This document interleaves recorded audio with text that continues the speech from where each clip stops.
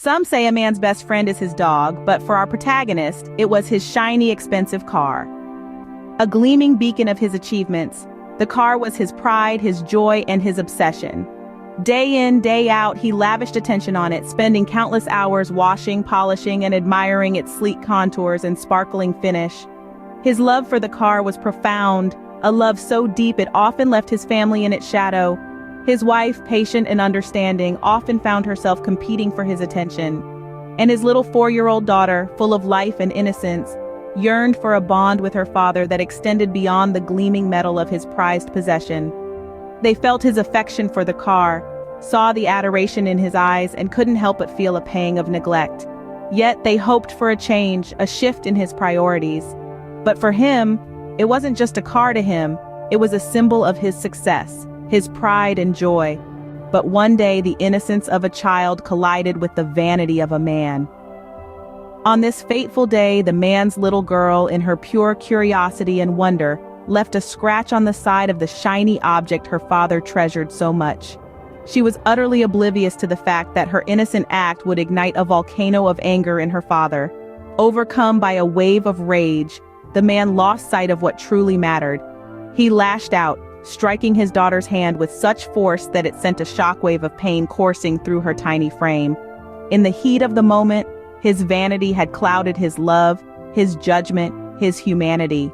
He had forgotten that the shiny object he was so protective of was just a car, a mere possession. But the hand he had struck, the tears he had caused, belonged to his precious little girl. In his rage, he had forgotten that it was just a car, but the hand he had hurt belonged to his little girl. The repercussions of his vanity soon turned his world upside down. The world he once knew, characterized by the gleaming polish of his prized possession, was now replaced by the sterile white walls of a hospital. His little girl, the light of his life, now lay with a pale face on the hospital bed, her small hand bandaged and lifeless.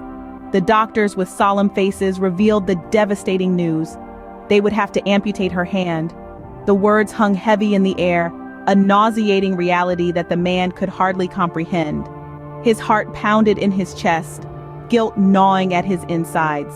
Every wax and polish, every hour he had lavished on his car, now seemed an unforgivable sin. His precious daughter had paid the price for his vanity, with her innocent smile replaced by pain. He was shattered, a hollow echo of the man he once was. His beloved car had cost him a price too steep. In the midst of despair, a glimmer of hope emerged. Even as she lay there, her small face pale and her arm lifeless, the daughter found it in her heart to forgive. With a soft voice, she whispered, "Father, when I grow up, we'll polish your favorite car together." A promise of shared moments, of unity, a promise that cut through the man's heart like a sharp knife. Then she added, "And I'll make pancakes for you." Pancakes, a symbol of their past Sunday breakfast together, a symbol of love and warmth. The man broke. His heart, heavy with regret, shattered into 1,000 pieces.